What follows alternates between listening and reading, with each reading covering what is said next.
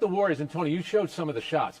It's one thing for Steph Curry to take these crazy contested shots. Is everybody on the Warriors Steph Curry? Does Klay Thompson always have to take a contested shot? And I won't even mention Jordan Poole. And Steph's shots at the end of the game when they were down one, the runner over Anthony Davis, awful. The step back against Anthony Davis, awful. And what you get is yet another loss. But I want someone to mention Jordan Poole. And what the Warriors, Israel Gutierrez, let's focus on them for a second, all right? The inconsistency. They're not putting back-to-back games together. They're not even putting back-to-back quarters together. No, and this was one of those where it was surprising because it was a Steph Curry on a mission game. He was giving you, to the brink. Let's go around the horn. Nobody got the ID line? Lonnie Walker in the fourth quarter. Nobody got the ID line? Come on, guys. Still had Lonnie Walker being over the idea. Just think of it this way. The Hall of Famers on the court last night. LeBron, Curry, Davis, Draymond, Clay, Reeves. But Lonnie Walker the fourth, owning the fourth, 15 points, shock and awe. And now the Lakers a game away from running Golden State out. The chance, consistency, and lack thereof, startling. Look at the shots they took late. On the last big play, LeBron knew the play, it seemed, before Draymond even ran it and turned it over. And don't forget to check out Schroeder's face here at the end. All right, Bill Plasky, around the horn to you. You were there. You're making the same Schroeder face. How did the Lakers win this one, and was it more about L.A. or Golden State? It was all about L.A., Tony. LeBron James said Lonnie Walker the fourth won the game for him. I'm not going to argue with that. 15 points off the bench in the fourth quarter. Didn't take a shot with the previous game. Played only 28 minutes in the first 8 games of the playoffs. A bench warmer, forgotten, Mr. Nowhere. He showed us how the Lakers have all bought in to what they're doing. They've all followed LeBron's lead. They're all being inclusive. They're all being the tremendous team in the defense. Turned up in the fourth quarter, LeBron in Steph Curry's. To their skill after that and going away from that pick and roll was because you can't use Kevon Looney in your offense because he provides spacing issues for you, and Jordan Poole has become absolutely unplayable. So for Golden State, you just collapse this one. You let it go. It's okay. It's that simple. Plasky, you're shaking your head no, because I think you think the Lakers had something Can to do with it. nobody on this panel give the Lakers credit? Can nobody understand the Lakers were down by 7 in the fourth quarter and they bull rushed the Warriors? Can nobody give the Lakers credit for their defense? How about Austin Reeves? The Warriors can't even guard Austin Reeves. Give the Lakers credit. God, I can't believe this panel. Bill, open your ears. We've been giving the Lakers a ton of credit. First of all, they've taken 52 more free throws than the Golden State Warriors. And here's the problem now with the Warriors. Go back to Game 6. Go back to Game 6 against Sacramento. The Warriors are 2-4 in their last 6 playoff games. They're 2-4 in their last 6. They're not playing well. This is all about the Lakers right now. Okay, it is all about. Israel, I'll give you a last word on this. Thank I want you. to ask you the next question. Yeah, no, I just want, like, Steph Curry, when you get that first look against Anthony Davis, I know when the switch had worked before, but when you get the first look and it's a bad look, go ahead and get to a different defender on the second time. I thought back-to-back it was a bad decision. But the tone in Golden State's locker room afterwards sounded optimistic. You know, we've been here before. They're not actually saying the famous game went on. And outside of that fourth quarter, I think it was all about the Warriors, right? The fourth quarter, I thought it was Lonnie Walker, South Florida product, by the way, University of Miami. But it was about the Warriors with Draymond Green with the late turnovers, Steph with the decision to have Anthony Davis on the switch and try to attack him. If you're going to go to the rim, I feel like if you have options, go get another option. Go ask for a screen and get somebody else one-on-one. You don't want Anthony Davis there in those settings. And he did it twice and took 2 terrible shots. And so I think it was more about the Warriors late in the game where they normally overcome these situations. They normally avoid the turnovers and get the performance and the extra shot or 2 from Steph Curry. And this one, just a little bit more. He missed the layup. Obviously at the end there against Anthony Davis wasn't as good as he could be. And I thought they just came up that short. You say normally. You say that short. You seem to be ready to say you're still optimistic about them. I'm going to ask you that question in a second. But, Harry, I mean, they went 7 games against Sacramento. They're alternating wins and losses and wins and 30-point losses. Go ahead. Yeah, I think this, to me, is about Golden State. And I agree with Izzy because, one, yes, you got the intense Steph Curry, I'm going to go get you a bucket when we need it, Stephen Curry. He gave you the triple-double.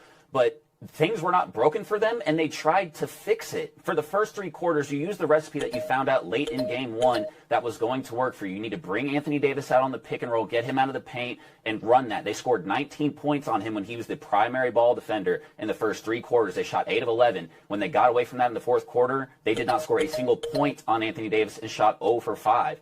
that just didn't make any sense. That last 2.5 minutes was absolutely not just bad shooting, but Back to LA and feel good about winning a game in LA. I mean, they were up 12 points in this second half and looked like they were the team that had figured it out and taken away a lot of those mistakes. I think they can replicate that if they get back to a Game 6. And, they're going to feel good about playing a Game 7 at home as well. They've done this once before against the Oklahoma City Thunder, although I don't think this is the same group that can pull. Harry, are you as equally optimistic about the champs? I am, but, I'm going to give Bill Plaschke some credit here and give the Lakers some credit because they are 5-0 at home this postseason. All right, and they've won those games by almost 18 points per game. So I do think Golden State is not out of it, but at this point, they haven't given you a reason to feel good about it. Frank, the light switch that Golden State thinks they can turn on at the moment, now that they're back against the wall? Well, let's remember this. They did end the season on a 3-game winning streak. They had a 3-game winning streak against Sacramento in the first round, but this is different. LeBron James, the teams that he's been on that have gone up 3-1, it's happened 17 times. I'll give you the last word. I got to say it. It's over. If we were tracking. It's over. We should have a graphic built for that. Right? Right? If we were tracking, I thought you said it was over after they won the play-in game, and you said it's over because they looked so bad winning the playoff game. But then what I love about you, Bill, no matter what you said before, you take whatever situation's in front of you at the moment, you reevaluate with new information. Instead of flip-flop, no, I'm reevaluating with new information. Well, maybe not. We'll move on. Heat 109, Knicks 101. Maybe it wasn't every ball, but it felt like every 50-50 ball Miami won.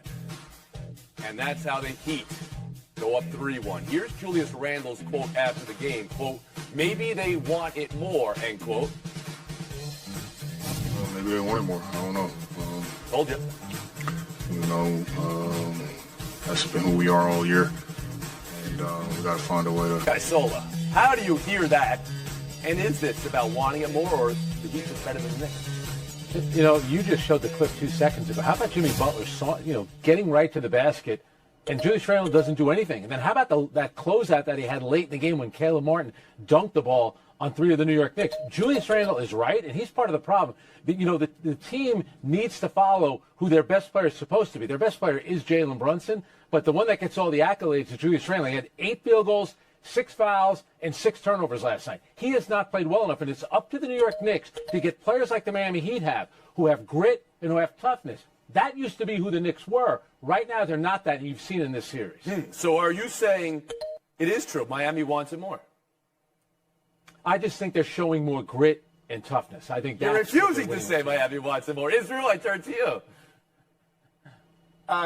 That quote from Julius Randle was about as lazy as his play. And the Miami Heat players who did ran back put it back in. It was Julius Randle not giving you what Jalen Brunson or R.J. Barrett and that type of passion, or frankly shot selection that those other players give you. And, the Miami Heat are just a more together team. And Julius Randle, yes, he's a super talented player. He's won a game in Miami this year with some crazy shots. But he takes those crazy shots all the time. And in playoff time, you need to have more structure to your offense. You need to know you're getting a good shot and not a fall-away 20-footer from your big man. So the Heat are just better prepared for playoff basketball, and it's showing. Harry Lyles, when you hear the analysis about who wants it more, who doesn't want it more, does it do anything for you? And to hear it from a player, how do you hear it?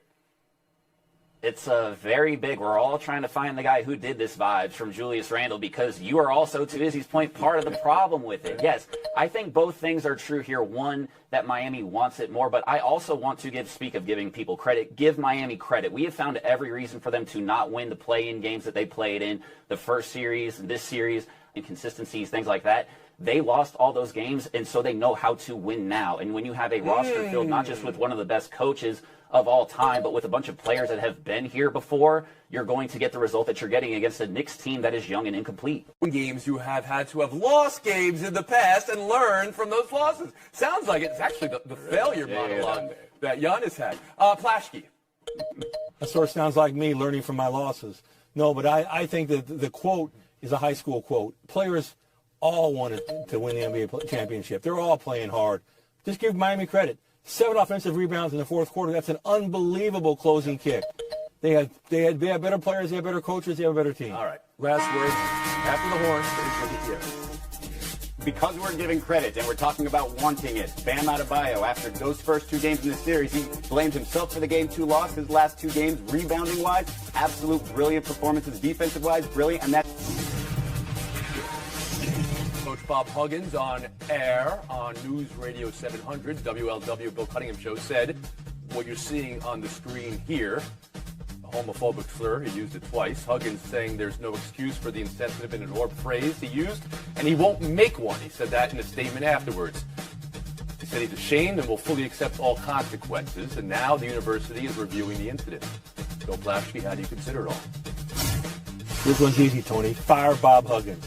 And fire the radio host who laughed at of wildly offensive remarks.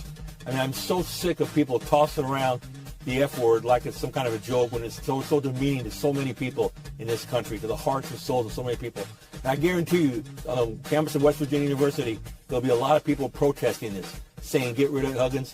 They've got to do it. You can't have a man, an educator, a man working with young people, having this kind of an attitude.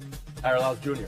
On issues like this, I think the other thing that really stood out to me about this is the timing. We're talking about a group of people right now where it feels like they're under a microscope of hate, and so for you to so easily say something like this with your chest, to me, is alarming, and I think something that West Virginia has to consider when it comes to whether or not they're going to retain him, because do you want somebody like that right now in this climate representing your university? And it seems like the answer would probably be no.